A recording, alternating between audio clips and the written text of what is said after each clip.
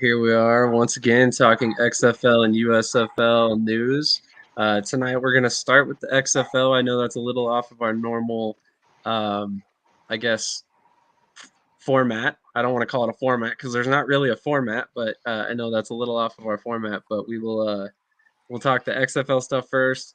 And I'm curious, do you guys want to get into? Let's get into the head coaching stuff first. So. Let's go to Dusty first. What were your thoughts on the news that Rod Woodson will be leaving the XFL already after 1 year? I'm not super surprised. I really figured Terrell Buckley was going to go first, but a lot of people making good points that towards the end of the season, he seemed to get more accustomed to the role and is at least more visibly happy to be there. Rod Woodson, I feel like he got locked in. He realized 2 weeks in he was locked into a full year commitment and just week after week was getting angrier and angrier about it. So it's probably for the best that he's gone and he can do whatever he wants and we can get someone who really wants to be in the XFL and help out as much as possible. Do you have anybody off the top of your head that you would like to see in that role? Yeah, I would really love to see them promote Chris Dishman, especially if they're continuing the idea of, I don't know if this was on purpose, but half the league being coached by experienced coaches and half the league being coached by former players. That Chris Dishman could be a really good middle ground for both those things to keep that experiment going. I really like that idea. In fact, I would champion that as well. Michael, what are your thoughts? I know you've got, obviously a coaching background yourself. What are your thoughts on Woodson leaving? And do you think it's a good idea that we're already seeing change at the head coaching positions after year one? I mean, judging from how bad it turned out in Vegas, and I mean, I mentioned how often Woodson complained throughout the whole season. He was very visibly one of the most obnoxious coaches as far as like hassling the refs and whatever it may be.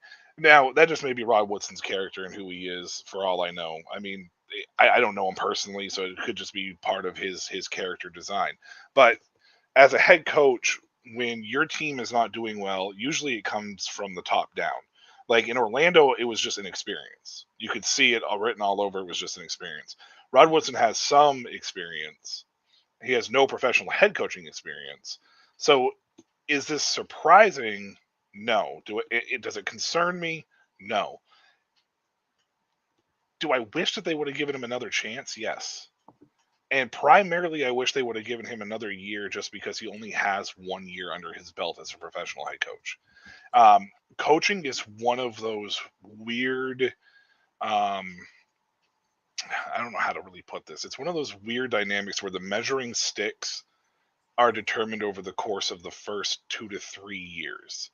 Anytime that you see coaches jump or you see organizations get rid of coaches in the NFL level, it's always too soon because they don't get a chance to necessarily incorporate their style and their, whatever it may be, however you want to put it, their vigor, their passion, with a bunch of players that they didn't necessarily bring in.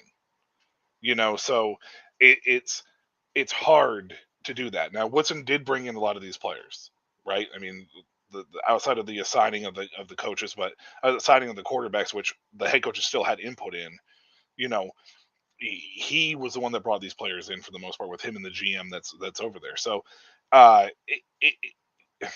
again, not surprised. I just wish they would have given him at least one more year to try to really see if he could right the ship. And a name that I kind of want to see uh, as a possibility is why can't I think of his first name? Smith, the offensive coordinator for the Houston Roughnecks.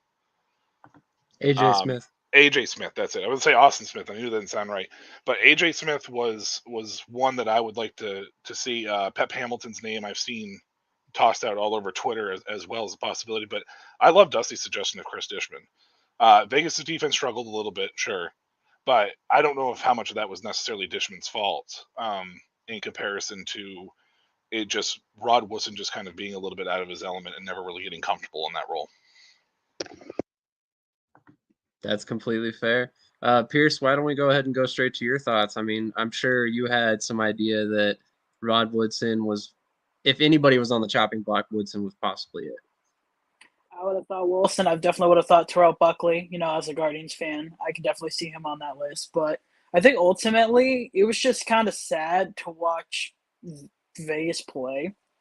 Like I mean, I think one of the big things some people like to throw around about it that I thought was interesting was the fact that they traded Luis Perez to the Renegades, and he would go on to be successful there. And if that had any implication of what's being let go, I just thought it was interesting in that factor. In that I don't.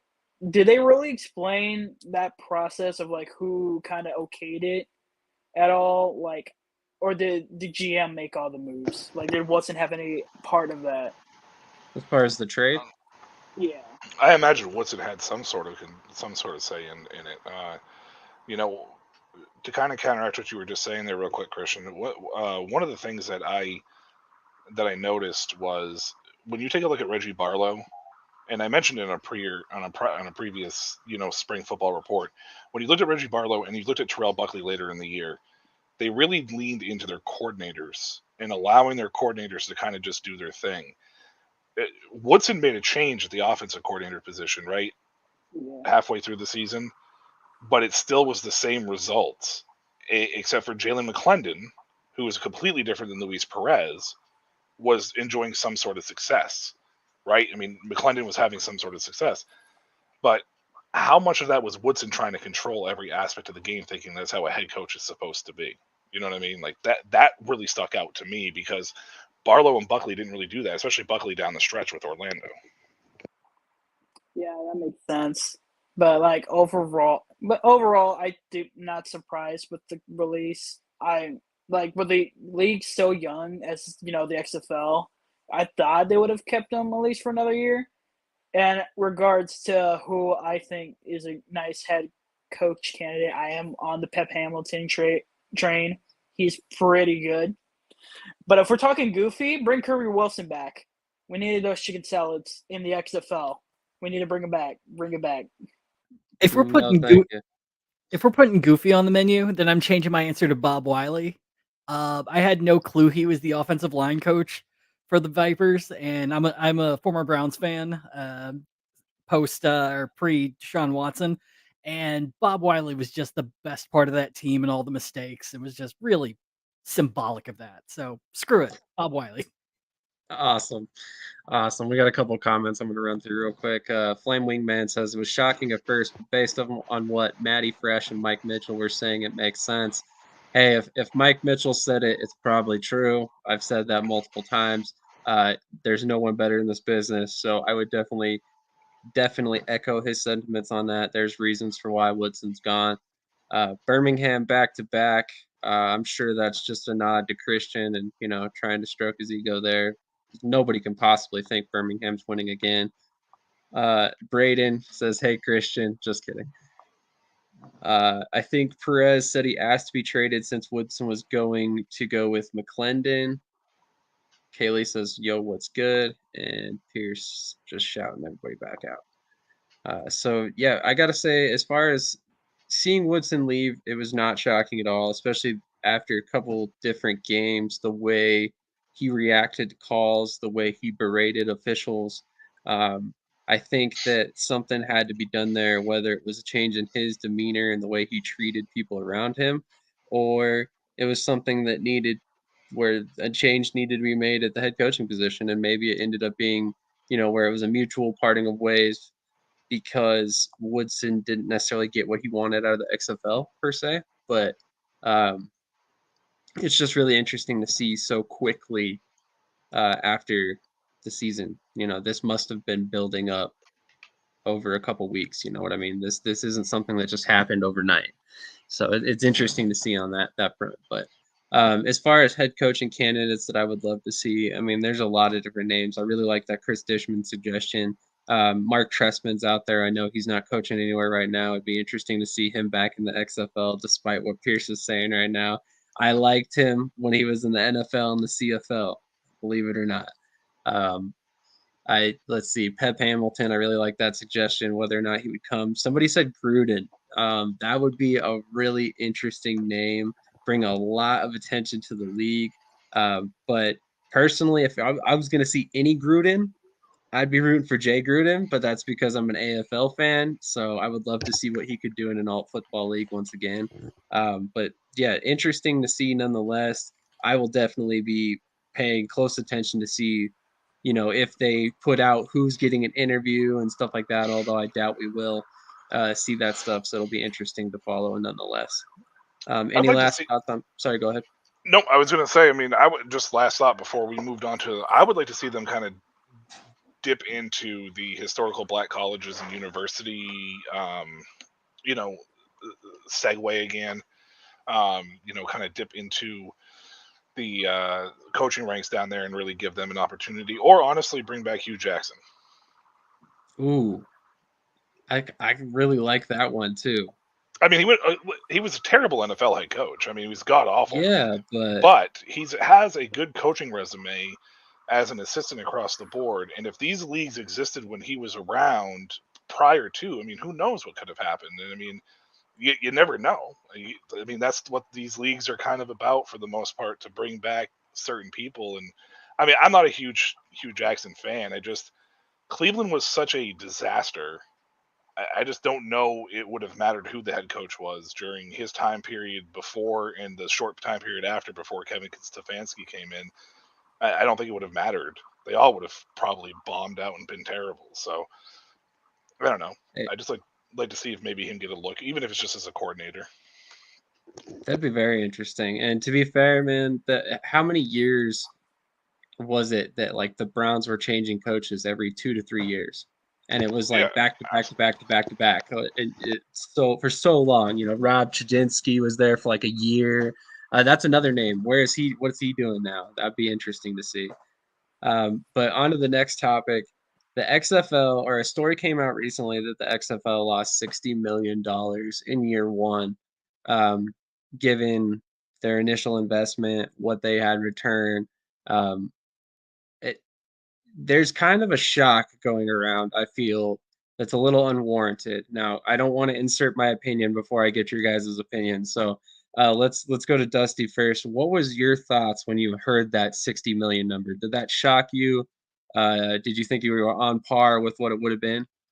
I mean, not really. I think the number is just so big on its own. I think my brain was just like, what even is money? What is even all this about? But I think 60 million in the grand scheme, you're paying for using multiple stadiums, you're paying multiple players. It just it made sense. It wasn't the sort of number that would cause me to think, oh, they're not going to be around next year. I think about the only thing that did kind of give me concern was The Rock talking about, if we fail, we'll learn from this. That's not exactly the type of talk I want to hear, even if it's, cautious optimism or anything like that. But I'm not horribly freaked out by it.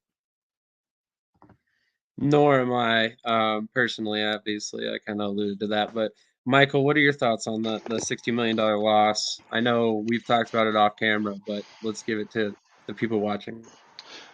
Honestly, I just don't think that the people that are panicking about this understand business at all. And along and on top of that as well, a lot of the people that comment about this 60 million number, they look at the 60 million number like Dusty just said, and they go, "Wow!" But at the same time, like you got to figure the amount of money that's backing these leagues in general. Like from every standpoint that you can think of, 60 million really isn't that big of a deal. I know that The Rock responded to a tweet, and I read it. I don't remember if I shared it or not. I think I tried retweeting it, but he basically was just like, "This is long term. This isn't something that I'm here to do in a flash in the pan, make money, and get out of situation." They're set up financially. Like, I was reading the Sports Illustrated like article, but it was literally like a 3 paragraph, just them reiterating and regurgitating all the other junk that's been out there. And then, like, right in the middle of it, they're like, the XFL is actually financially stable because of the money that they're getting from the chunk of money they're getting from ESPN. And I was like, so what was the point of this entire article? Like, why are we writing this article at all? You know what I mean? Like, and it started with, I believe Forbes put out the article, or put out that it was a 60 million loss, but didn't put out, like, XFL's in jeopardy, blah blah blah. And if I'm not mistaken, it was an NBC owned news network that then dumped another article about the XFL is in trouble, blah, blah, blah. And it goes, oh, well, I can't imagine why NBC would ever do that, you know? And I just don't think sometimes these people that are commenting and understanding and all these experts that come out of the woodwork,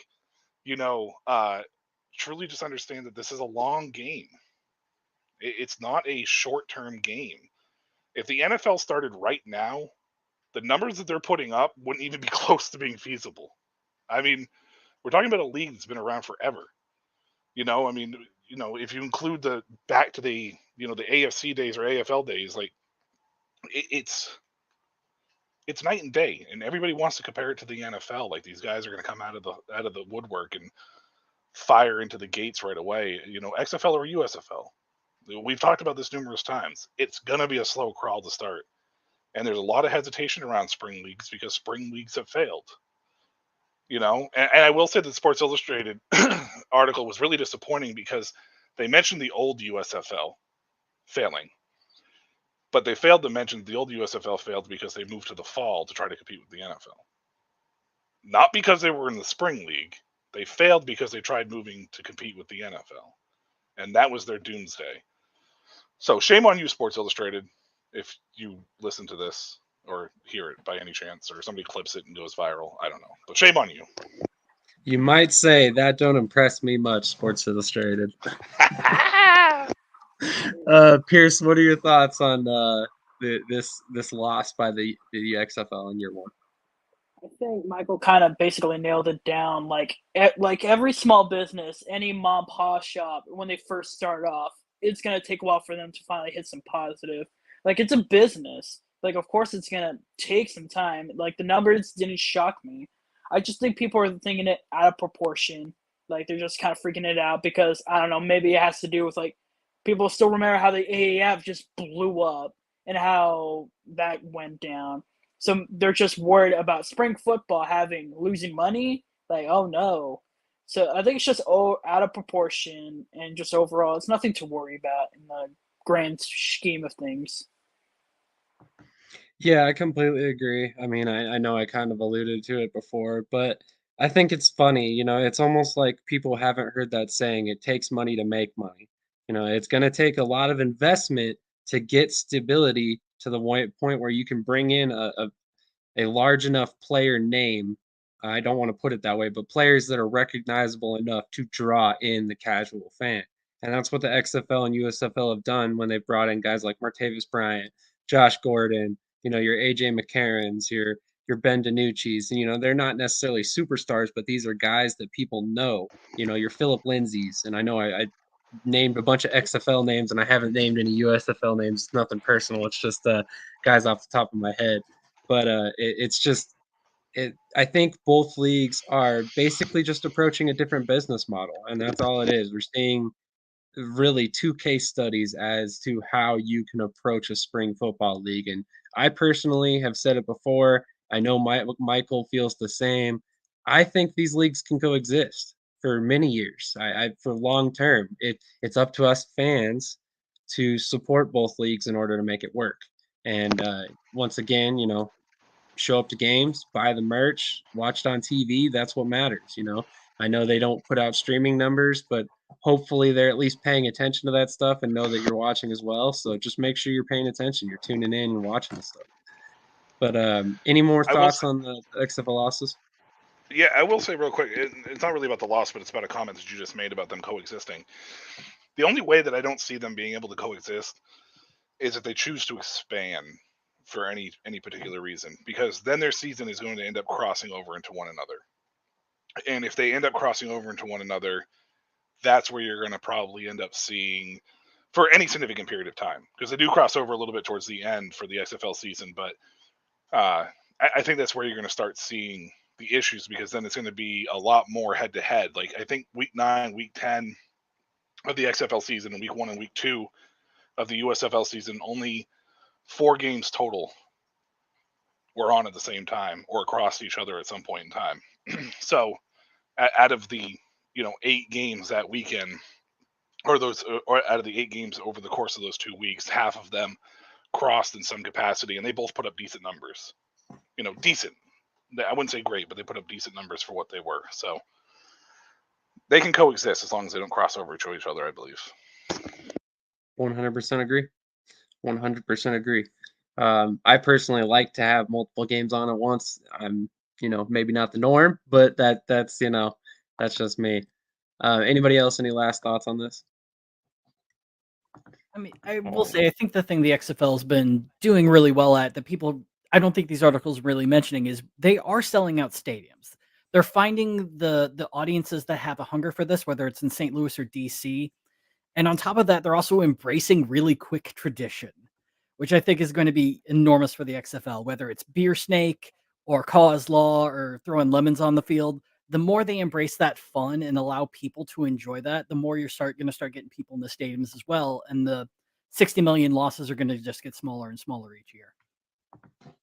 I would agree. And that's basically what it's all boils down to. And I honestly think organically those losses are going to go down because there's not any major investment going out past this point. So after this, all that initial investment's already done. Now it's just building back the money that they already spent. So I definitely think that's something that people aren't really taking into account. And that's kind of interesting once again. But moving on to the USFL games, we're going to go ahead and look back at week 9, which, man, let's talk about the playoff picture real quick. We're heading into week 10, and there's one team right now that's clinched, and there's not a single team that is eliminated from playoff contention outside of those teams. That is unbelievable. I don't think I've ever seen that in any other football league ever. And I know the XFL had this pretty damn near the same thing. I want to say there was 2 teams eliminated heading into week 10, if I'm not mistaken. Somebody can let me know in the comments if I'm incorrect on that. I haven't done the research. I'm just going off the top of my head there. Vegas and So Orlando. That's what I thought. Vegas and Orlando eliminated. That's exactly what I thought. So, with that being the case, I think this is unreal parody, and I think this is something that we should be applauding. But it seems like a lot of people are upset about it. What are your guys' initial thoughts on the fact that we might see 2 teams come out of the North with losing records? Let's go to Dusty first. Sorry about that. Yeah, I mean, people were pissed enough when the Renegades got in, but ended up winning the championship anyway. So I think in a young league like this, it's less about people coming in with winning records and doing well and showing just how much fire is in these teams and giving people the opportunity to be able to make adjustments as the season goes on and prove that by the end of the year, they're the best team, even if the record might not show it. That's a great point. Michael, what are your thoughts on this? I think people just look for stuff to complain about. More than anything, the traditional, North Conference, South Conference, whatever. Well, an 8-team league, I wouldn't do it this way, and it's like, well, then you should start a football league and see how well it works. But they don't realize that the North and South it creates a natural, rivalries. It's not artificially driven. It's all naturally based, and if you take that out of it, like how much fun would it have been to see Arlington go down the stretch knowing that they weren't going to make the playoffs in week 7 because St. Louis was going to be the other team that got in, right? Like at that point in time, it would have just been like, oh, well, here's 3 weeks of, 4 teams that they're not fighting for anything, and so I think that people are just complaining for the sake of complaining. Now, the power imbalance is frustrating to see just because you expected more from certain teams. Like Philadelphia, we expected more from. I don't want to say that we necessarily expected more from Pittsburgh because they're doing much better than we thought that they were at this point in time. But New Jersey for sure was a team that we expected more from at the USFL level. So I'm perfectly happy with it. It's hard to imagine, and I say this but the XFL proved that it doesn't matter. But it's hard to imagine that the champion's going to come from the North. But we said that about the South in the XFL, and Arlington went on that run when they got hot there. So anything's possible. That's the biggest thing is anything's possible in these leagues, and I'm perfectly all for it. I think it's great for the league, especially in the South, and even the North. New Jersey's win this past week was, over Philadelphia was huge for them. So Yeah, I'm happy with it. I'm fine with it. It's perfect for me. Let me just say as well that game from either fan's perspective was a good game all the way up to the last minute. And I know there were times where it looked like Philadelphia was out of it. I even at one point, kind of stopped paying as close attention because they were down by 14 points. I pretty much chalked it up as a loss. And then, towards the end there, I'm like, oh wow, they're kind of making a comeback here and got reinvested in the game again. And it was interesting to watch the end there. They really had a shot. But it's interesting to watch this throughout the league. Pearce, what are your thoughts on this? I know you've probably got some strong ones. Well, I'll just ignore the fact that my team's the only team that made it to the playoffs last week. But I kind of just want to. I feel like Michael nails it. People are just complaining.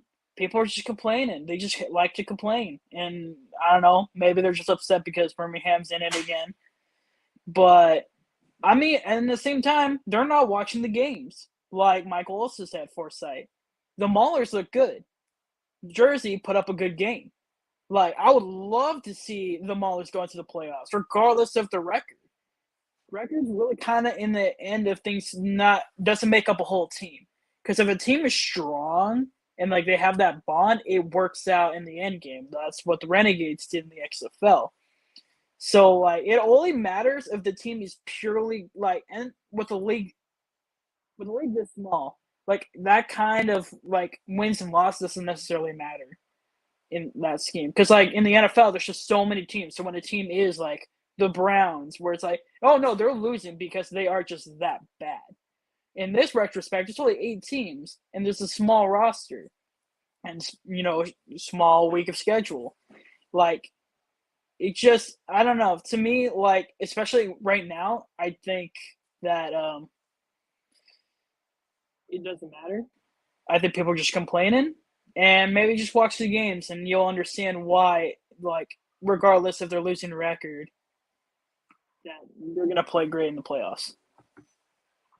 I think that's a fair point because regardless of which team you look at in the North, the Maulers have been better than what we thought they were going to be. The Generals have been worse than we thought they were going to be. The same thing with the Stars. They kind of ran that division last year.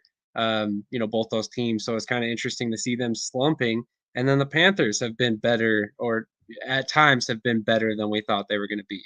At times they've looked pretty bad, but that could be said about any team in the North currently. So it's incredibly interesting to see how this has all fallen because I don't think, and you guys, I want to get your opinions on this, but I don't think it's a talent gap. I really don't. I mean, I think there's a lot of talent on these North teams. In fact, some of the bigger names, we got a Corey Coleman, we got Breland Speaks, we got Reuben Foster. Some of the bigger names in the league are in the North Division. So, what are your guys' thoughts? Do you think there's a talent imbalance, or is it simply just the way things have fallen? For me, from a standpoint, when you lose that many players, top tier players in general, to another spring league, initially, it's going to make it feel like there is. But I got to be honest, I haven't seen it. The only spot that I've really truly seen it is in some of the backup quarterback play, but I feel like you're going to get that in any league for the most part. I don't feel like you're going to get that, like we've seen some pretty bad backup NFL quarterbacks. They come in and they're pretty friggin' terrible. So Nathan Peterman. So there's no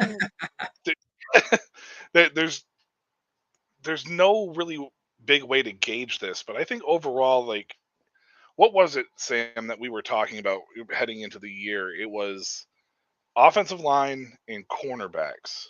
I think the XFL and the USFL were struggling to find the best quality players there because I think they're both deeply, like, they're both rich in talent, but it's just finding that right combination that's going to work for you. And if you're a top tier O lineman and you're a top tier cornerback, you're playing in the NFL, and there's no and or if buts about that. So, regardless if you're number 7 on your squad, you're going to be there. So, I think overall though it hasn't been bad. I really don't. I don't think it's been a huge talent drop off. And Maybe it just appears that way because the USFL are playing each other, and all 8 teams have the same, are in the same boat. I guess you would never really be able to truly know unless you took the XFL and put it against the USFL. And I know right now there's a bunch of people that are jumping for joy. Yeah, let's do that. But I mean, I don't think there's really a way to gauge it, to be honest with you. That's completely fair. Dusty, what are your thoughts on this? Do you think there's a talent imbalance? I kind of thought there would be going in. I figured there was going to be a lot of people who were, with the XFL, you're playing for the Rock and you're playing on, it's a quote unquote higher caliber amount of money going into it. But it's been so nice to go from one league to another, and it feels like I'm still watching amazing games, just slightly different.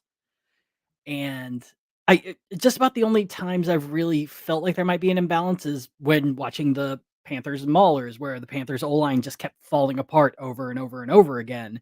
But that's not something they've done every week.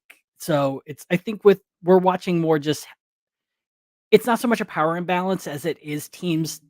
The winner ends up being the team that can coalesce the best together each week, and that's just so variable that it can create these I guess these close standings, if that makes sense. 100%. Pearce, what are your thoughts? I mean, like for me, it's kind of what I went in. Well, when that happened, I wasn't paying attention. So it's a small league. Like I think relatively, even when top players go out, we're gonna get new, better players. Like Troy Williams, he plays pretty well. So like I think there's never a run out on talent, especially with the league this small. Like you're gonna always find talent. So to me, like the only things that maybe get me is like maybe some coaching problems, like New Jersey rolling, with the double quarterback system. Like that's getting old. Or like Panthers constantly starting Josh Love. So like I don't really think talent gap was going to be the problem for me because like going into it, I'm like Stallions aren't going to lose to one team this season. No way, because all these teams gotten better as they sign more people. Like I knew it was going to happen. Same with the Stars. Did it hit harder for other teams? Yes, but like I think overall, like it's gonna just get constantly better, and then it's just gonna put up great games. Sam, right before say your thoughts here, Pierce brought up a good point, and I was going to mention it right after he was done.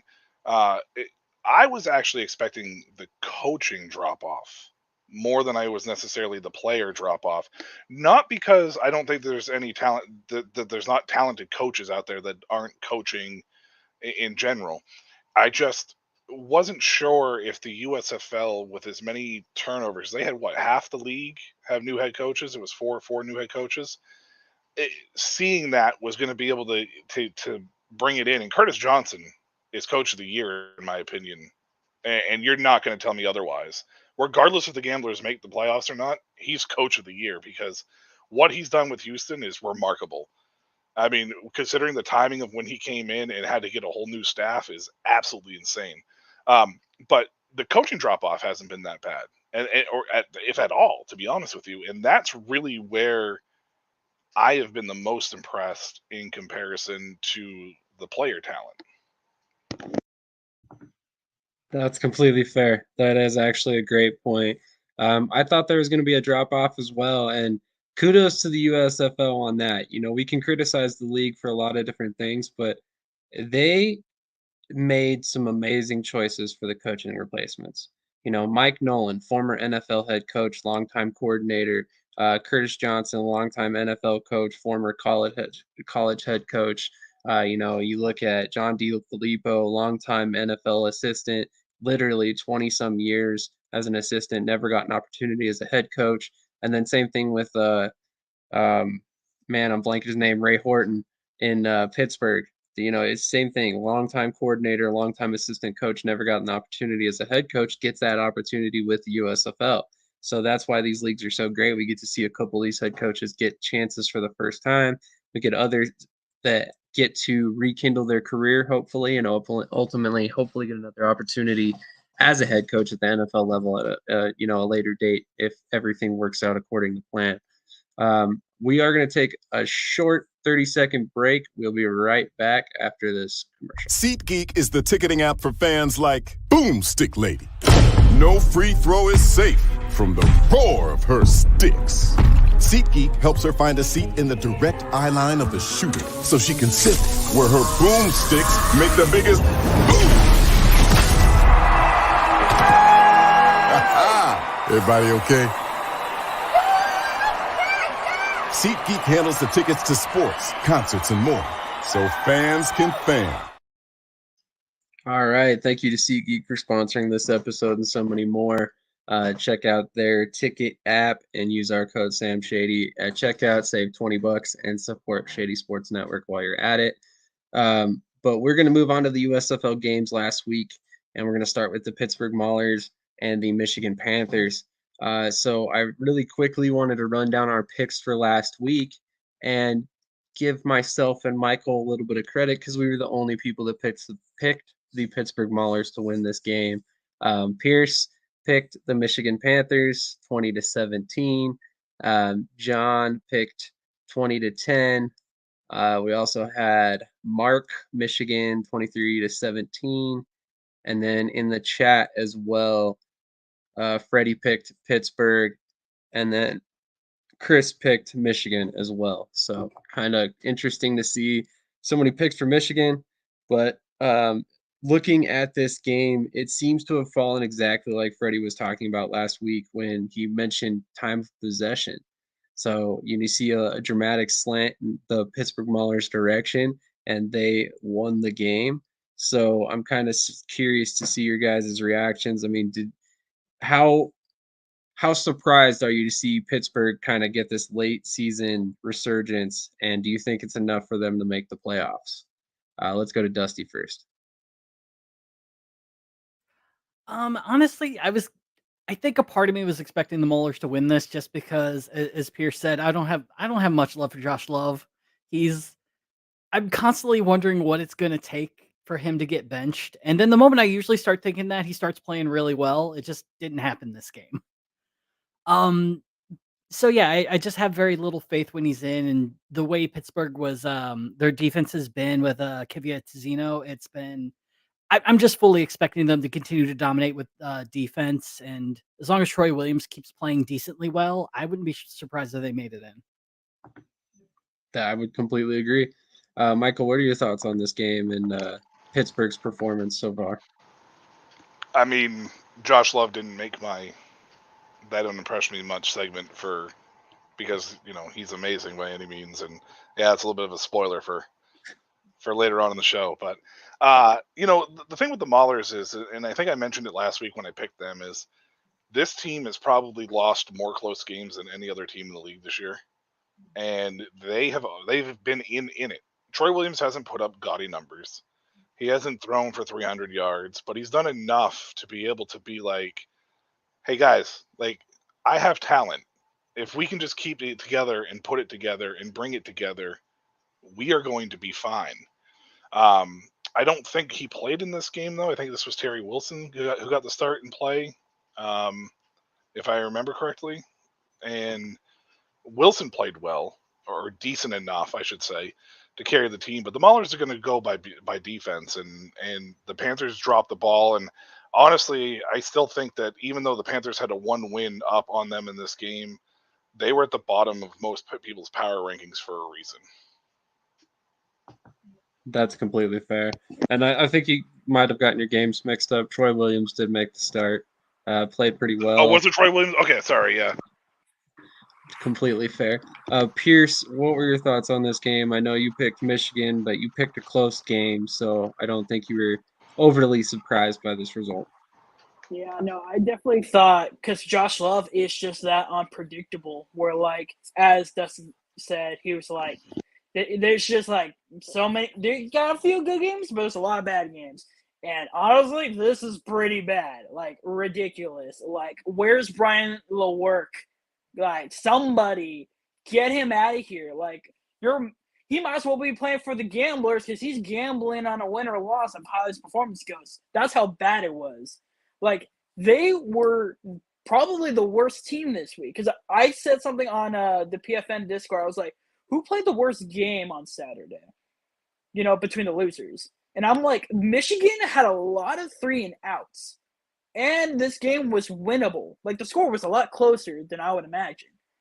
Like, the Panthers just blew up in a bad way. And, like, the Maulers, kudos to them. Troy Williams still killing it. I think Mondre London had himself they actually used him a bit more in this game. And like I said, I really think the Maulers are probably going to make the playoffs. That's my safest bet. It's just they're going to make it. Do they beat the Stars? Well, I don't know. But, like, I really like the Maulers going forward here. That is completely fair. I expected Pittsburgh to win this game. I expected to be closer than it was. But yeah, like you said, that this was one of Josh Love's worst performances so far, and that's saying a lot because he loves to throw interceptions, all puns intended. We are going to go into your favorite segment that you didn't know yet because the spoiler's already been put out there. So we'll go into that. Don't impress me much.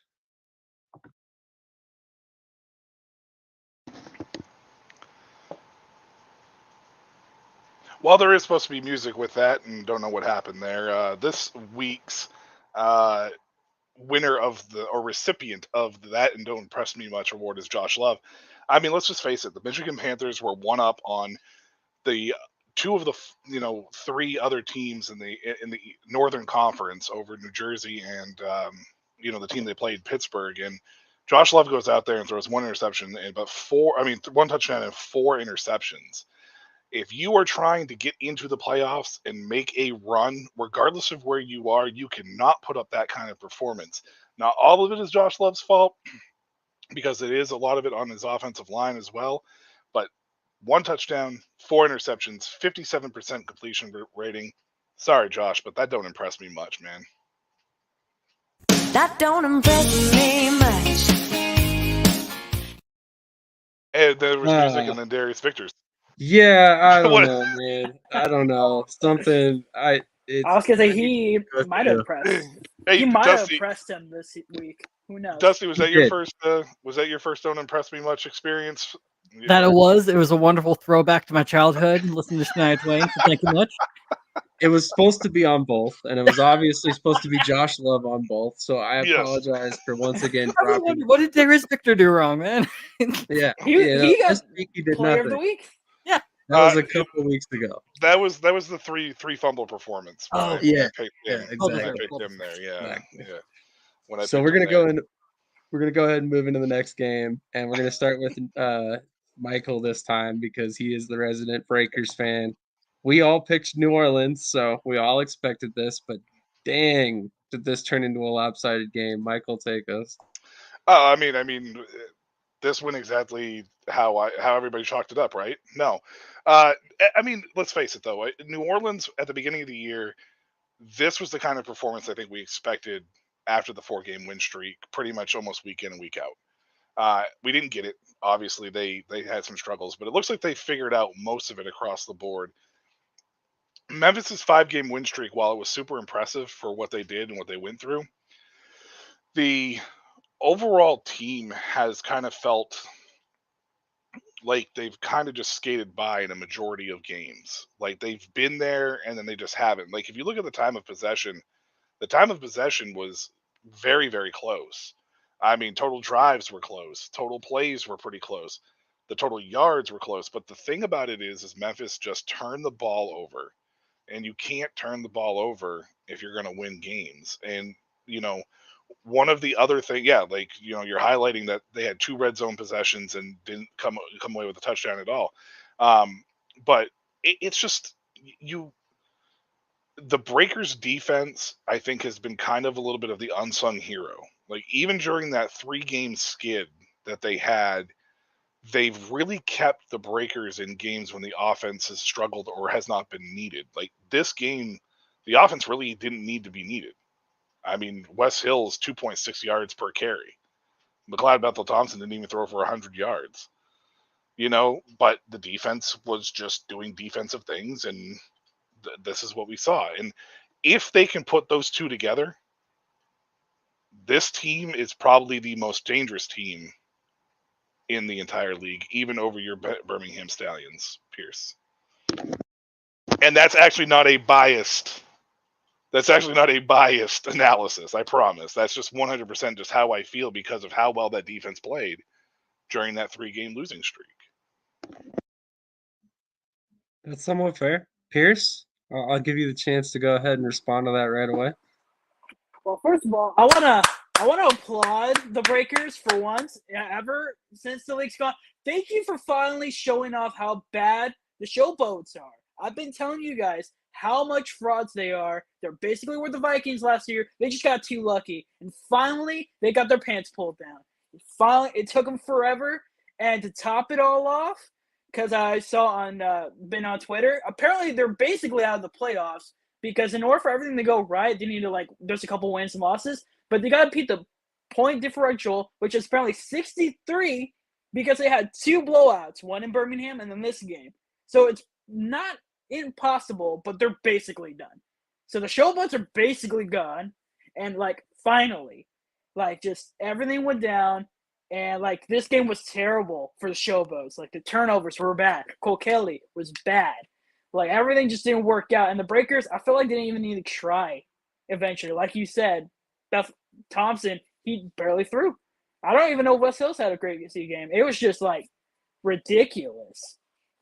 But, ultimately, I'm just very happy the Showboats are basically kind of dead to rights at this point. Breakers, they're going to probably put up a good fight, especially, after Gamblers game. I hope they put up a better fight than that. And we'll get to that, next part. But ultimately, yeah, this game wasn't what I was expected. And thank you, New Orleans, for exposing these frauds. Yeah, Michael said it best. Talk about a defensive performance. But Dusty, what are your thoughts on this game? Man, so I ended up not being able to see the second 3 quarters of this game due to the lightning strike and the many hours of postponements. But I did get to watch the highlights, and Cole Kelly looks just like the most terrified individual out there on the field. It's just anytime he's now under pressure, his feet aren't set. He's desperately trying to huck that ball up in the air, hoping for Vinny Papale to be under it. But it's just it really sucks to see a guy who you thinks this guy might have potential. He might have a way up into the NFL, even third string or something, just from the way he's been playing recently. And then for his Achilles heel to be a little bit of pressure is just heartbreaking. So Cole Kelly, one of his biggest things was in college with Southeastern Louisiana, was he put up gaudy numbers rushing the ball. And he runs the ball now, and he just looks like a giant lumbering lumberjack out there. I don't know how he put up the numbers he put at Southeast Louisiana. I'm not much of a guy who says, level of competition and stuff like that, but it makes you wonder because some of those runs, it's like me running. I mean, geez, he's got longer legs than I do. Maybe it's a thing where he was breaking tackles. I mean, I'd have to look at the statistics, but I haven't really looked at his college career, to be quite honest. But as far as the New Orleans defensive performance, I mean, if you look at the screen right now, it's pretty impressive. You've got 5 sacks, 6 tackles for a loss, 3 interceptions, 8 pass deflections, and a touchdown. He also had 2 forced fumbles and recoveries. Just unbelievable performance by this defense. They not only won this game for the Breakers, they literally carried an anemic offense through to the finish line that probably wouldn't have scored any points if it weren't for the fact that the defense gave them favorable field position several times over.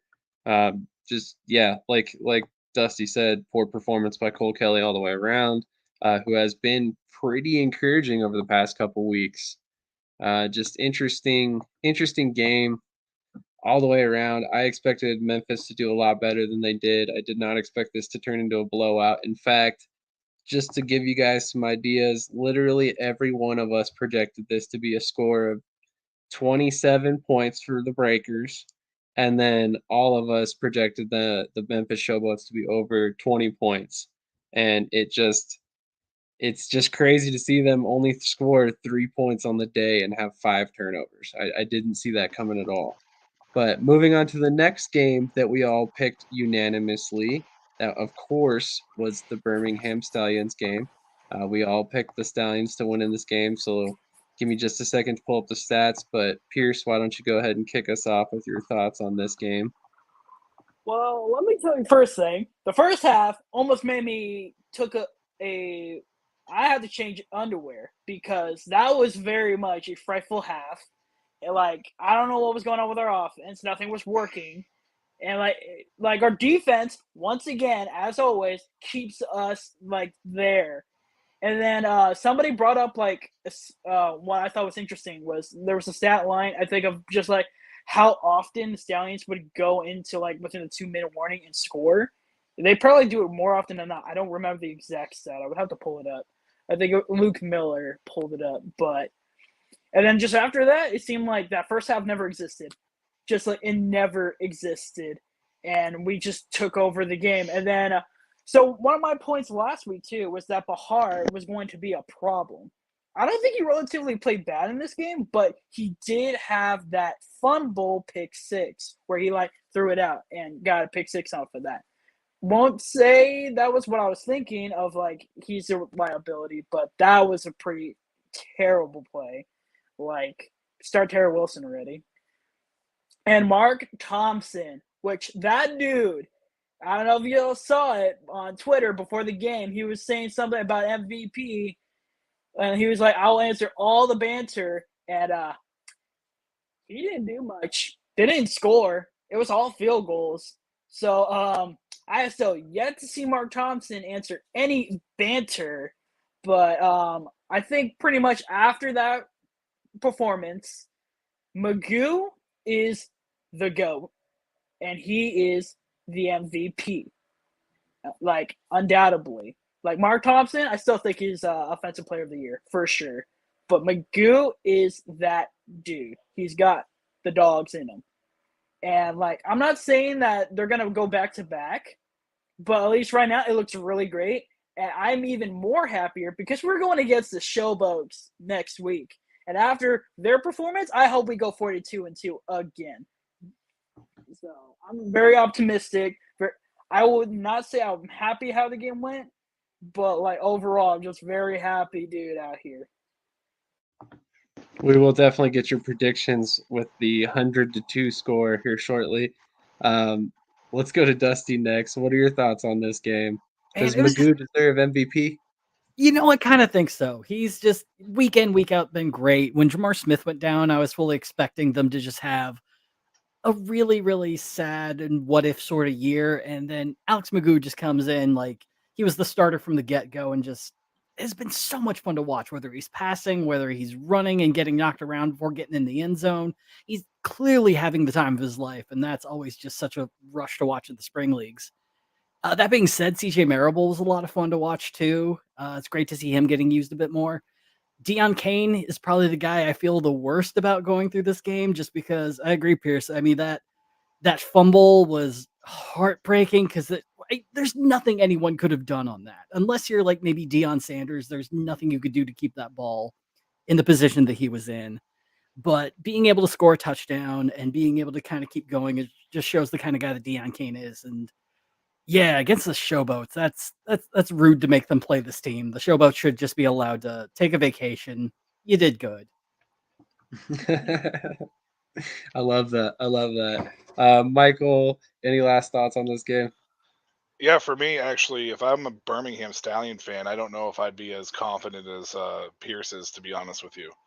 And no offense, Pearce. It's not because it's Birmingham by any means, but if you go and take a look overall at what this game was, you both teams had 3 turnovers. Birmingham's defense has been, pretty solid all year. It's been one of the best in the league. But 5 red zone trips for Houston. 5. 75% completion rate or 74% completion rate for Kenji Bahar. They only averaged 3.4 yards per play. That was the difference in this game. That and the red zone defense. You play any other better defense than what Houston has been putting out, and this game goes a completely different direction, regardless if it's 38-15. One of the biggest differences in this game was because Birmingham was able to finish drives where Houston couldn't do it. and that is really, if I'm Birmingham, this is what worries me, because this was the DC Defenders of the XFL this past year, towards the down the stretch. The defense made plays when it mattered, but then they ran into a team that had a better offense in the championship game than what they saw, believe it or not, in Seattle, because it was a ball control, non-turnover style of offense, and they couldn't get off the field. That's what I saw with Houston until the very end of their drives. So if I'm Birmingham, I'm confident, obviously, because I'm 7-2. I clinched a playoff spot. I know I don't have to worry about it so much, but if I'm a Houston fan, I feel like it's got to pump the brakes a little bit, because there's still definitely some things that need to be cleaned up on that defensive side, because 5 red zone drives and coming away with 0 touchdowns is not a number that happens very often in any football league. That's completely fair. And this is Curtis Johnson right about it. They are who we thought they were. If you want to crown them, then crown their ass. I'm sure Pearce will get a crack at that one. But yeah, I mean, honestly, man, the Stallions, the way they've been rolling through this league, it's been impressive. It's been impressive. I made the joke about who thought they would have won, but let's be real. Honestly, it's been a given that the Stallions are going to be competitive every week, no matter who they play. There isn't a team in this league right now that looks like they can really give them a run for their money, except maybe New Orleans. And even New Orleans right now has had some flaws that I wouldn't say we could necessarily attribute to Birmingham quite yet. But I'm impressed by Magoo's performance.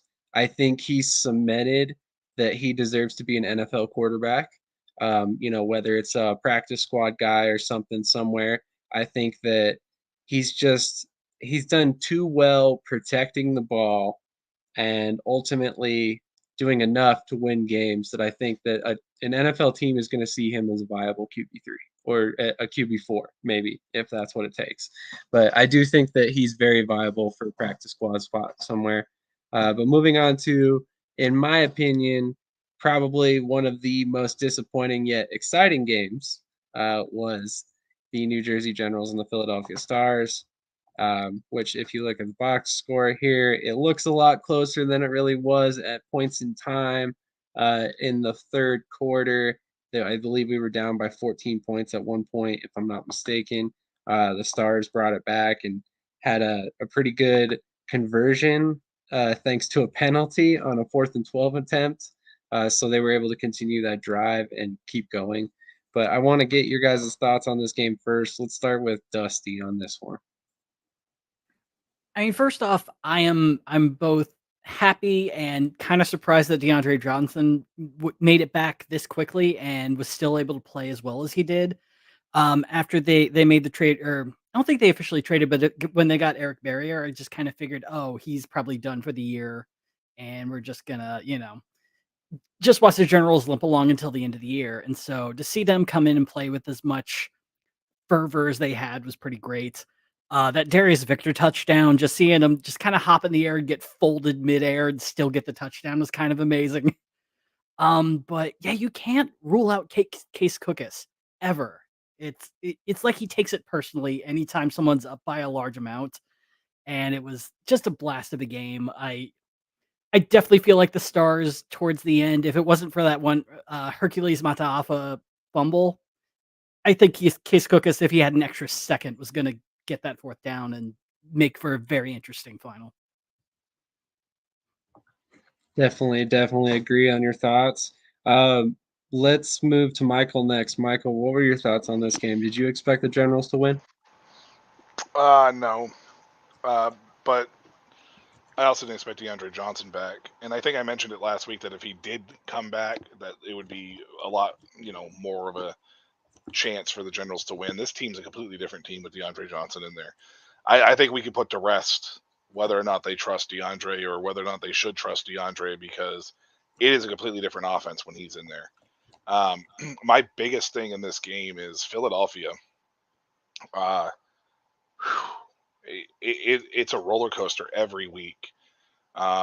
Offensive line still has issues. The defense is still struggling. I mean, New Jersey averaged 7 yards a play. Case Cook has had a sensational game, but he is going to get himself killed. Love the grit, love the fight, love the passion. But I am shocked that we didn't hear this guy had a broken rib, a dislocated hip, a busted Achilles tendon, 2 torn ACL. I mean, like, it just felt like he was grabbing every part of his body throughout the course of the only part I don't think he grabbed was his gluteus maximus the entire game of like some sort of hurt and pain. Like, I am shocked that this dude came back out of the medical tent. I am shocked. If he continues fighting like that, it is not going to bode well, unfortunately, for the Stars down the stretch. But they have some things they need to clean up. And I think the Generals kind of exposed it a little bit, especially on the defensive side of things. But your lack of run game, dude, like Philadelphia's lack of run game is disappointing to watch. It is awful to watch right now. Pearce, what were your thoughts on this game? Yeah, so this was a very impressive performance, I think, from Cookus and the Stars going into the second half. You know, the first half, obviously, not that great. Generals were just doing great. They looked better with DeAndre Johnson. Like, if I recall, I think I chose the Stars to win just because I think they had a bit more star power. Not in this way. I didn't think it was going to be like this at all. This is actually a very shocking score. But, like, the Stars probably would have scored. Like, if there was more time, I feel like this game would have just kept going until, like, somebody just passes out. Like, this game was very much like an entertaining game going to the second half. And, like, I think Michael puts it down. Like, Cookus, like, how long is it going to take for him before he just falls apart, you know? Like, Stars, like, and they're not in the safe spot. They're not in a safe place for him to just, like, okay, like, maybe we'll just take it back for Cookus, maybe sit him out. He has to play next week, and they got to win it. So it's a little concerning of just, like, how long this Cookus got and how much can he keep going before they're going to have to shut him down. And Generals are an interesting team going into, you know, the last week, considering that they couldn't make the playoffs. I'm still not convinced. Like, I know Victor always had a great performance. He only got 51 yards rushing, like, ignoring, you know, the pass and all that. He still went 51 yards rushing. And I still don't feel convinced about the Generals overall. I think Johnson does add, you know, an edge, but I feel like it's too little too late for the Generals. And overall, I'm just more shocked that the Stars came back and probably could have won the game. And just overall, like, this was just a fun game to watch. As a football fan, this was just a fun game to watch, you know. And overall, it was just a fun game. But just on the grand scheme of things, I'm not, you know, I'm just anxious for both teams going into the next week of how those is going to go. And we still love you, Case. We still love you here at Shady. We still love you, man. We love Case here. I love Case. He's so good. I'm a Mugu guy, but he's good. I love going against Case Cookus when we do. 100%. I mean, they're technically 1 and 2 right now in the standings as far as leaderboard for passing yards and touchdowns. In fact, I think, yeah, actually, Case Cookus this past weekend just topped the USFL record from 2022 as well. I think it's only by like 34 yards so far. And then he's 1 touchdown away from topping the record as well, which we know has already been broken by Alex Magoo, just to say that. He has broken the yardage record. I think he's about 2,250 yards passing, and I think 15 passing touchdowns, if I'm not mistaken. Pearce, do you know? I do not. I know he's up there. I know he's pretty up there last time I checked, because I did check, because I was like, I think Cookus is pretty solid as a quarterback. And I looked it up. I think he had a pretty good rating aside from some, you know, other guys that just played a little bit. I think Magoo was leading in quarterback starting passing rating. I'm pretty sure. There you go, 18 touchdowns. Sorry, I was a couple off. So Kukis is number 2 in touchdowns. Magoo is actually not leading in yards. I apologize. It's McLeod Bethel Thompson. Magoo's 3rd in yards. He's probably going to top the record this upcoming weekend. He needs 200 and I think just under 200 passing yards to top the record. So we'll have three different quarterbacks to top the record from last year passing yards wise, and 3 different quarterbacks that should top the passing touchdowns as well. Although, again, not a very high bar. It was 2,014 yards and 14 touchdowns, so not very exciting numbers by any stretch. In terms of the performance by the Stars, there's a lot I could say about this. I mean, the lack of a run game has been something that we've had for 2 years now. Last season, it came on towards the middle of the year. Similar to this season, I thought we were finding our groove again. Matt Colburn goes down again, similar to last season. We had Dexter Williams here. He stepped in. I thought it would be okay. It just hasn't been. For some odd reason, Dexter Williams does not look like the running back he was last year. I know a lot of that has to do with the offensive line, but he's the bigger back of the two. So I expected if anybody was going to have a decent performance in spite of the offensive line, I expected it to be Williams, who has a little bit more in the contact balance department in terms of, yards after contact and all that. But it just hasn't panned out that way. And then with the offensive line, I mean, we had Drew Himmelman step in at left tackle. He really solidified the offensive line, and we had a couple games where we had a lot less sacks. But this game, he ended up leaving the game at one point, and ultimately it boiled down to a situation where we just couldn't protect Case Cookis at the end of the day. There were oftentimes free runners on the blitz, and it really, really is concerning to see that protection was being slid the opposite way. And more than once, a free runner was allowed at Case Cookis's backside, which you can't be allowing. I mean, if you're going to allow for a free runner, he needs to be able to account for that, whether it's by throwing the ball, making a move, doing something, and he can't do that when he doesn't know the rusher's coming. So whatever adjustments we need to make to fix that issue, it needs to happen by next week. Otherwise, we're going to find ourselves on the outside looking in the playoffs, and probably 4-6 if it continues the way it has. But moving on to, sorry, go ahead. You know that I was actually impressed with Case owning up to the free runner being his fault, not getting the ball out fast enough. I thought that was a very good leadership role quality in a quarterback, but I don't understand how you let that happen 3 separate times in the red zone or green zone, whichever you want to call it, depending if you're an offensive defensive guy. That's the concerning part to me. Is there was 2 drives, there was 3 separate times though that there was a free runner coming in and you guys were heading into the end zone and it resulted in field goals. That needs to be cleaned up if you guys are going to want to make the playoffs here. 100%. 100%. And that's a big reason why I say it needs to be on his front side. I mean, if you can see that, Case is a pretty mobile guy. I'm not saying that he's going to escape every sack attempt, but there's a possibility there that he sidesteps a rusher and throws the pass. At least a possibility. But when that rusher's coming from his backside, we have no hope. He's going to get leveled every time. He's going to continue to get injured. And I'm actually shocked, like Michael said, that he came back out of the medical tent. I thought that he was going to end up being done for the season at that point, and it was going to be the Vadley or Kevin Thompson show, and I was waiting for it. So, it's amazing to me that he's only missed 1 snap all season long, and I'm going to be talking about that again in my preview, so a little spoiler alert there.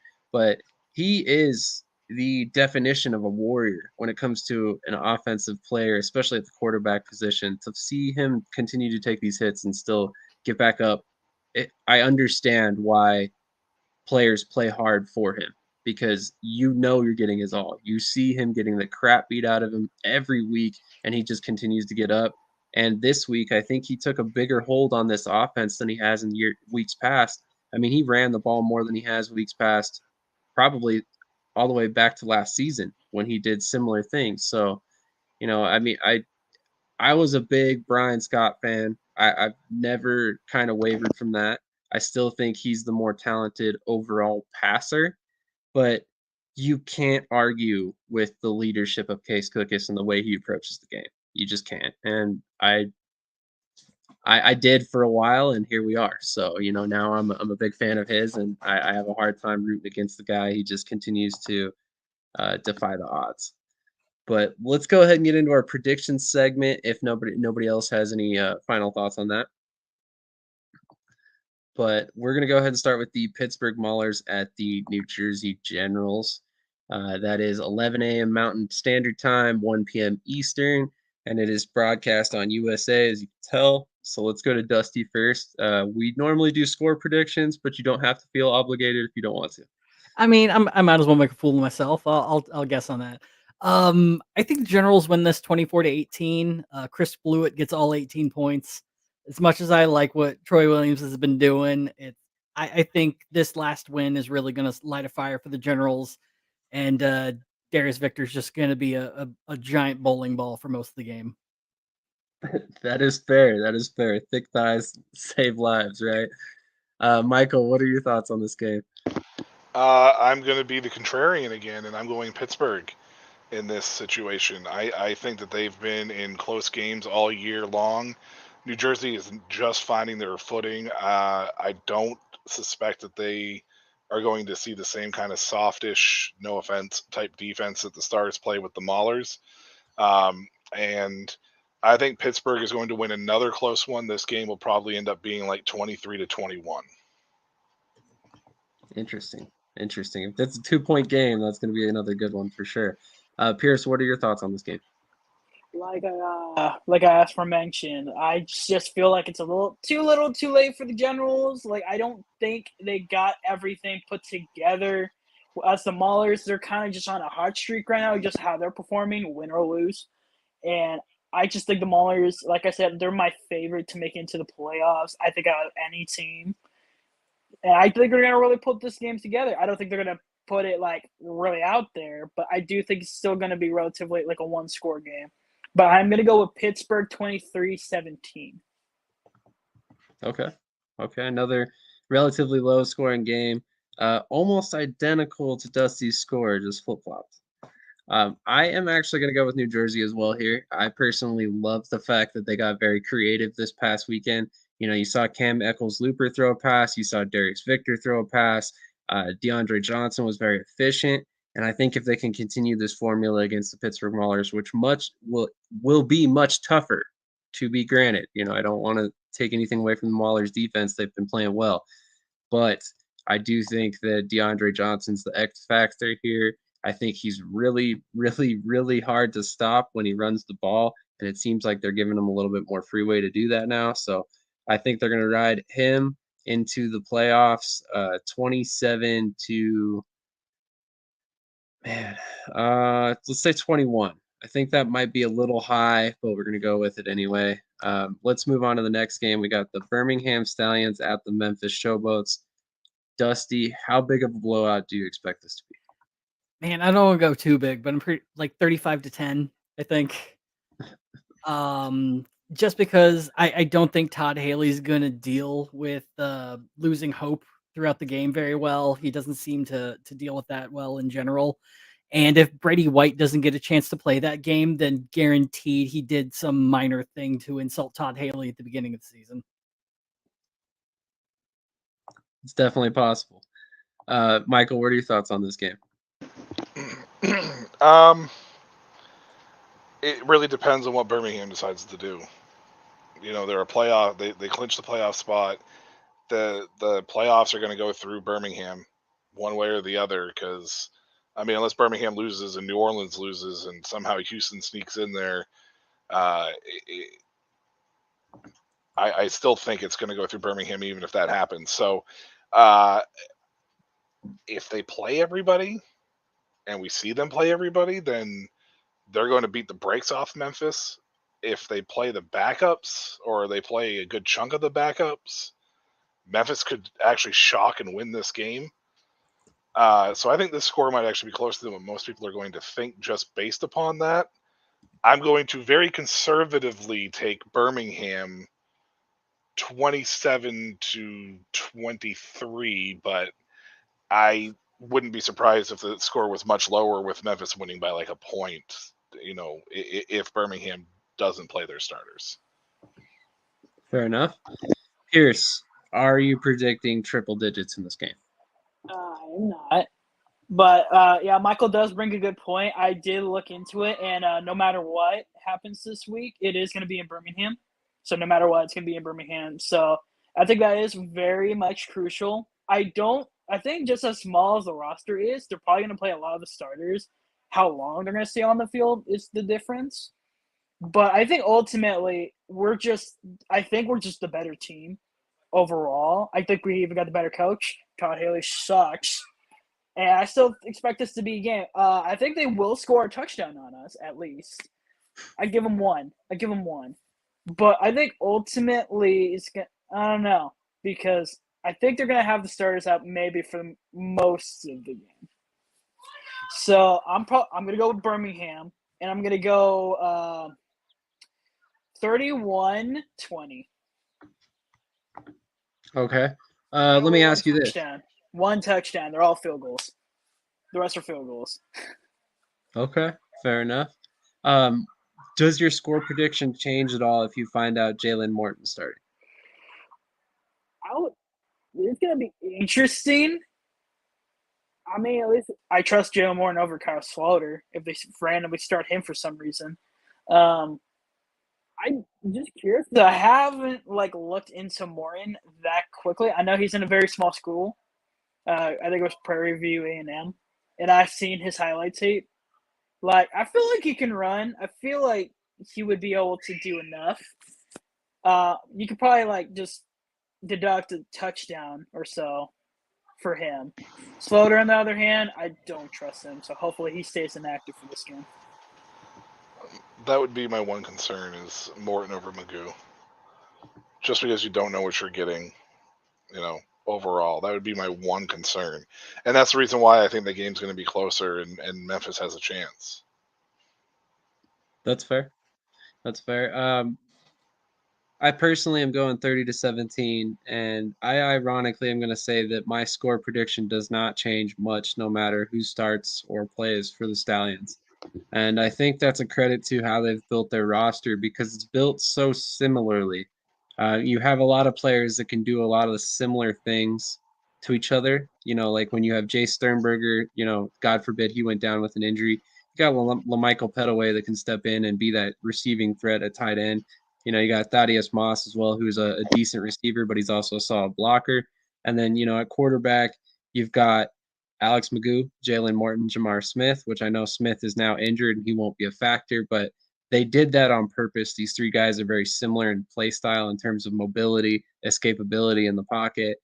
Although I don't know that Morton's as polished of a passer as Magoo or Smith for that matter, but I really just believe in the scheme that they have being able to maximize the talent they have. It's gone for every position across their roster so far, so I have no reason to bet against them. Michael, you got some thoughts there? Well, I think that loss in this translation is the Showboat's front four has been one of the best in the entire league. Even with Morton being back there, I think that if Morton is back there, I should say that I think Memphis is going to load up and make Morton try to beat them with his arm. And I think that does change things. I know that ideally, or the way that we look at this Birmingham roster, I completely agree with you with the way it's constructed. But if you take Morton and try to have him, you take away his mobility, and try to force him to beat you through the air, it changes your offense significantly. And especially considering it's a cold quarterback, and we don't even know if he's going to take first team reps through the course of the week because who knows what Skip Holtz may do. So that would be my one concern.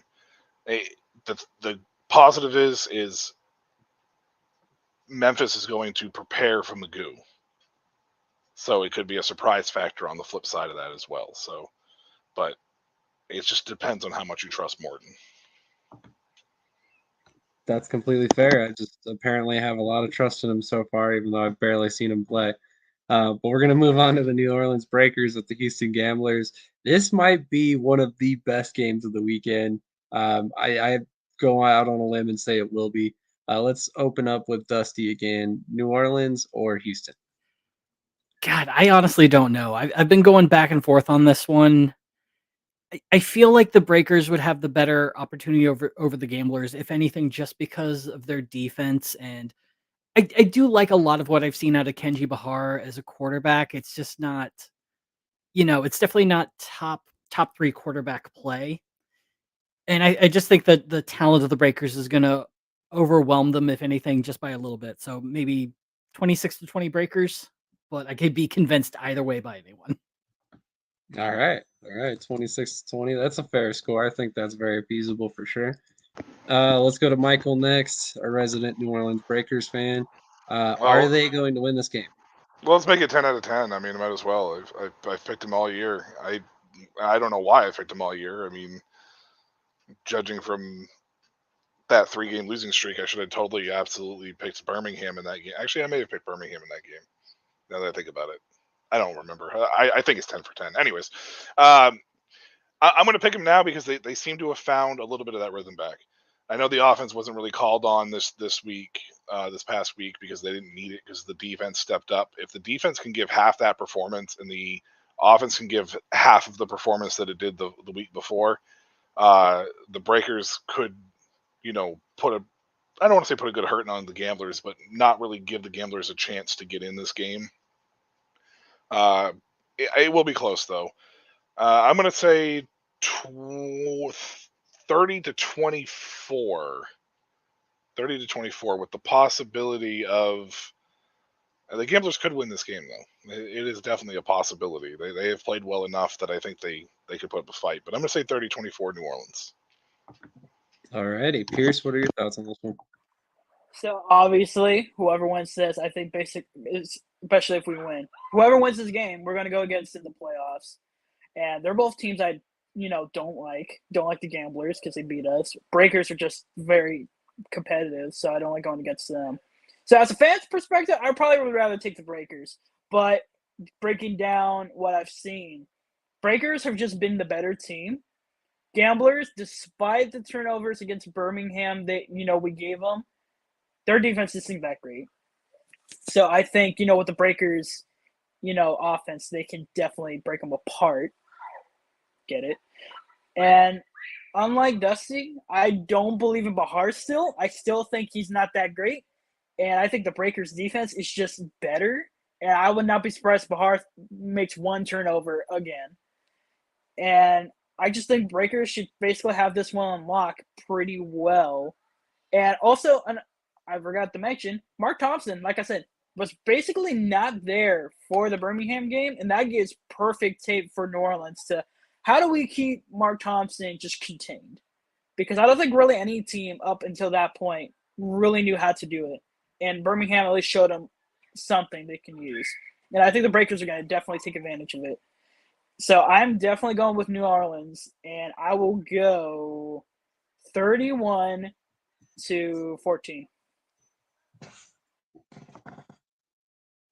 All right, wide margin there. Pierce's beard is on the Sam level of Bahar's play. I don't even know what to make of that, Pat. Do I You're got a gonna have beard to going explain that on? a little bit. Chops? Just the chops. Just the chops. chops. On this game, I'm going to go ahead and suggest that the New Orleans Breakers will also win, although I think it's going to be a close game. I'm going to go 30-27. I liked what Houston showed me the last couple of weeks. I think they're a good team. I personally am a big fan of Kenji Bahar. I wanted to see him start last season. I don't know why they rolled with Clayton Thorson all season. And here we are with Bahar starting this year anyway and playing pretty well and progressively better and better, it seems, throughout the season. So I'm very excited about Bahar's level of play. I think he's a big reason why.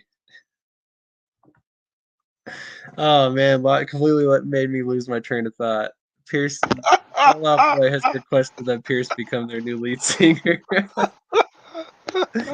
That is hilarious. That is hilarious. Okay. On that note, on to the Philadelphia Stars versus the Michigan Panthers. I can't even talk at this point. So this game is going to be very interesting because if Michigan wins, two sub 500 teams will enter the playoffs. If Michigan loses, Michigan lost all 5 of their home games this season. So, which one of these two events do we see Dusty? Man, I can't abide Josh Love being happy. I can't.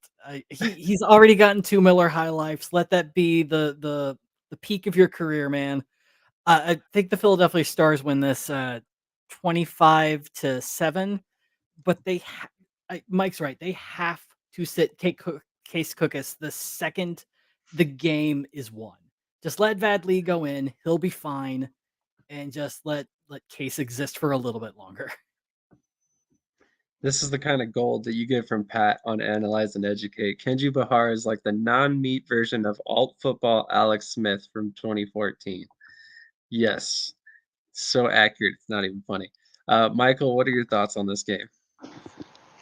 The Philadelphia Stars are such a frustrating team. Like I said earlier, they're such a roller coaster team.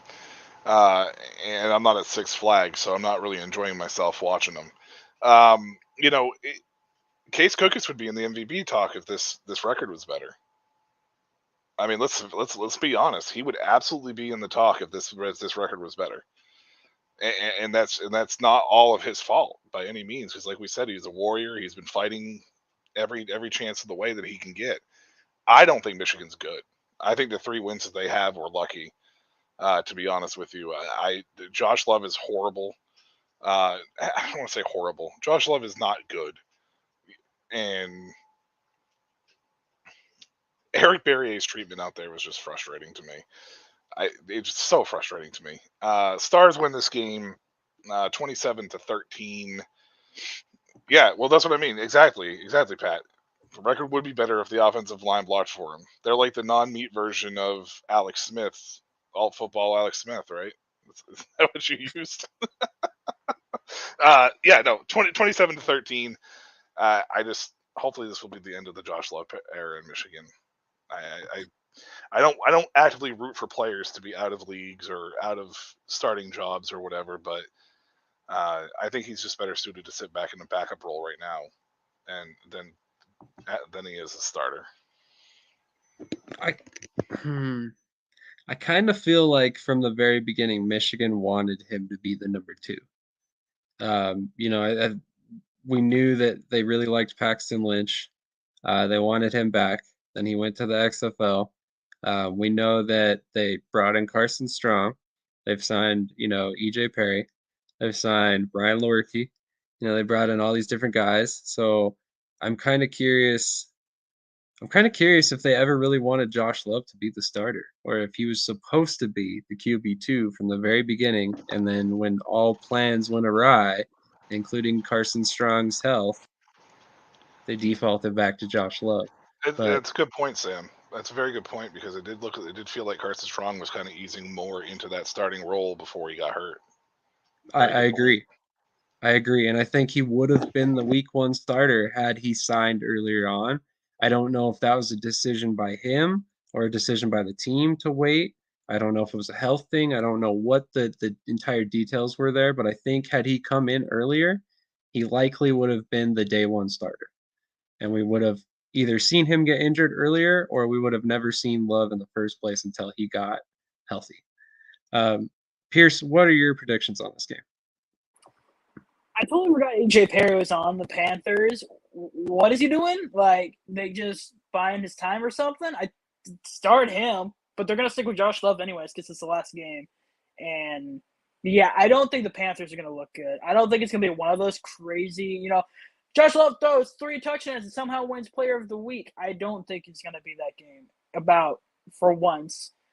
And it's not going to be a pretty game. And hopefully, I think at this point for the Stars, not only you got to win, you just got to keep Cookus ready for the playoffs if that's what they're pushing for at this point. Because it is going to, that's going to be the main game. It's just keep the game, and once you have it, try to keep your best players healthy. Because they are the top division right. They're top of the division right now. So I relatively think this is going to be an easy game for them to win. And I think once they get the lead, depending on how big that could be, I don't think they're just going to play very conservative. But I do think that Michigan ain't winning this. It's going to be Philadelphia. And I'm going to give them, say, Cookies throws like 2. I'll go 23-10. Okay. Okay, I like that score. I think that you guys are sleeping on Michigan a little bit, especially because of our defense. It is hot and cold. It's interesting to watch because some weeks we have the greatest pass rush in the world and we're in the backfield every other play, and the next week we cannot get in the backfield at all and can't stop the run to save our lives. So I'm kind of interested to see which version of our defense we get this week.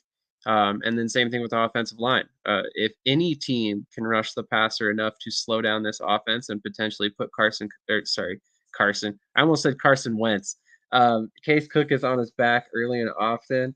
It's going to be Michigan and Breland Speaks. I think Speaks is likely going to get at least 1 sack in this game, possibly multiple, and it's going to be a game where it's going to be very close. I know that Philadelphia ultimately is technically at home as well, so I don't think home field advantage is really a thing in this game per se. But I do think that Philadelphia ultimately pulls it out, but it's going to be very close. I'm thinking 20-17 Philly. Scooby Wright was just transferred to the inactive roster. I don't know if he was supposed to come back or He's on the he was inactive roster? He was just transferred to the inactive roster. Because he's on IR. And So I don't. Yeah, they must have. And Michigan signed Tyree Johnson, a defensive end from Texas A&M, and they transferred him to the inactive roster, obviously, for the weekend. Just some late news for you guys there for the USFL. That's awesome. That Scooby's off IR because I don't know if you guys have been paying attention on Twitter, at least Birmingham side, but Scooby's, I think he's been basically saying he's been ready for the past couple weeks, but like how IR works, like he wasn't able to get off the IR. So there are, all these Birmingham stands like, we want him back out, take him off IR. So it sounds like he got off IR and he's gonna miss this game, but that means he's gonna be ready for the playoffs. So that's great to hear that news. Definitely agree. Hopefully he does return for the playoffs because that was a big thing. I know there was a petition going around to allow him to return from the injured list to play in the playoffs. And I think it was one of those things where ultimately it was a good idea. He's a big name. He draws a lot of eyes to the league. He's one of those guys that he's a big personality on and off the field. So he definitely draws a lot of attention in a good way. And he's been very good for the USFL and their marketing, quite honestly. That's the whole Shark Dog thing last season. He's ultimately just a guy that you really need to pay attention to because he's very, very entertaining. We got a couple other comments from Pat that I pulled up real quick, but Drew Himmelman being hurt is a big loss. Smart move by Ted Guttrell to take advantage of that and move Hercules Mataafa from the right side to the left side to take on Aaron Cervais. So, yeah, 100% agree. There's a reason why Mataafa had 2 sacks on the day, and then Carson wanted to throw out the combine. It delayed his signing. So that makes a lot of sense. He really wanted to take that last opportunity to get in front of NFL scouts, although it didn't pan out for him. So it'll be interesting to see what happens with his future, given the fact that he was injured. But with all that being said, are there any last thoughts from anybody before we get out of here? Shout out to the Denver Nuggets for winning the NBA championship tonight. Oh, they won? They won. There we go. Yep. I said they were going to win on 4, but I'll take the 5. Even though I'm a Spurs fan. I'll take the 5 too. I was not surprised to see it end in Denver, and I'm super excited that the Nuggets have won. Denver native here. I live in Colorado, so way to go Nuggets. Awesome to see the Avalanche. What's that? Jokic deserves it. That dude was crazy. 100%. And not to put the Nuggets on a pedestal, but they deserve it as a franchise. They've never even been there before. So the fact that they went and won is unbelievable, and it's awesome to hear. So we have the Stanley Cup last season. You know, the Nuggets won this season. So hopefully that means the Broncos 2024, maybe. We can hope. I mean, Not with the Chiefs and the Chargers in the division. Not Yeah. going to happen. 100%. It would take a very interesting collapse from KC for that to happen, I think. But any final thoughts on the XFL or USFL before we get out of here? I do All right. want to shout out. It's not related, but Tom Grossi did make it on Pat McAfee's show talking about the 30 and 30. So that was a real awesome moment, seeing that, because now he's definitely got more. Last call, I think he's got over 135K in under Wow. 2 weeks. So it's been really awesome seeing him, be successful. And now with Pat McAfee, it's only going to get better. And it's all for the kids, So I thought I brought that out because it's such an awesome moment. Is he still taking donations? Yes. I believe if you go on his YouTube or on his social media, he's got the links up and everything. Very nice. And that was for the Children's Hospital, correct? St. Jude. St. Jude. St. Jude. Awesome. So, And, once again, great cause. And I just want to say that with the USFL winding down, football's still not over. CFL week 1 just started. EFL is going into their 3rd week. So I have a podcast starting. I don't know if I want to make it a podcast or a show. Probably a podcast to start off with of sorts. But it will be coming out this week, heading into week 3 for the EFL. We'll center around the EFL. I'll talk a little bit of CFL action too, just to throw it in there because I like to talk football in general. Shameless plug, real quick, right there. Hey, that's what this place is for. We literally cover all football leagues and sports, IFL. The only one that we really haven't covered very closely is the NAL, but you can even catch that every 2 weeks on our Around the Indoor Football World. This week, we've got a hell of an episode coming at you on Saturday morning. So get up bright and early for your pregame warm-up show, I guess you could say, at 8 a.m. Eastern, because I know how everybody loves to wake up early and watch football podcasts early in the morning. But we've got some amazing guests. I'm not going to tell you who quite yet, just on account of you never know how things work. But I definitely think this is going to be an episode everybody wants to tune in for. If you like indoor football, there are definitely going to be some names in this episode that you recognize. So jump on that with us Saturday morning. Like I said, 8 a.m. Eastern, we go live. We're up for an hour and a half, 30 minutes on each league, the IFL, the CIF, and the NAL. And we'll be talking the Omaha Beef and the championship, the IFL playoffs shaking out, all the craziness going on in the NAL, so much more. Dusty, where can we find your articles, and what was the most recent one that came out? The linebackers for the 2023 XFL draft, right? That's correct. Yeah. You can find my my XFL rookie draft prediction articles on xflnewshub.com. Like you said, the newest one just came out was linebackers. Defensive backs can be coming out probably tomorrow, and then a very weird article on specialists because I'm learning everything about what makes a long snapper valuable, and that's been a lot of fun. All right. I'm interested to read more about the long snapping and the intricacies. That'll be interesting to learn. Pearce, what do you got in the works? I know you just had your Quentin Flowers video drop. What's next for you? As of right now, I'm kind of just laying dormant. I've been sitting on some scripts, so I will be working on those. And then you did bring up arena football, and it just reminds me of, Jonathan Bain. My thoughts to him. That was, I hope he's doing well. But, yeah, I'm not really have anything at the moment. But when I do, just check out Pearce Sports Productions on anything on the internet, and you'll find me. I forgot to talk to you about it, but I've got a project that I'm very interested in getting your help on. So we'll talk off camera about that. But yeah, shout out to Bane. I hope you're doing well, man. If you see this, thank you so much for tuning in. Scary moment, really scary moment. You never want to see that for any player, any league. It doesn't matter what you think about that person as a person. But I can tell you from for firsthand perspective, Bane's a great person.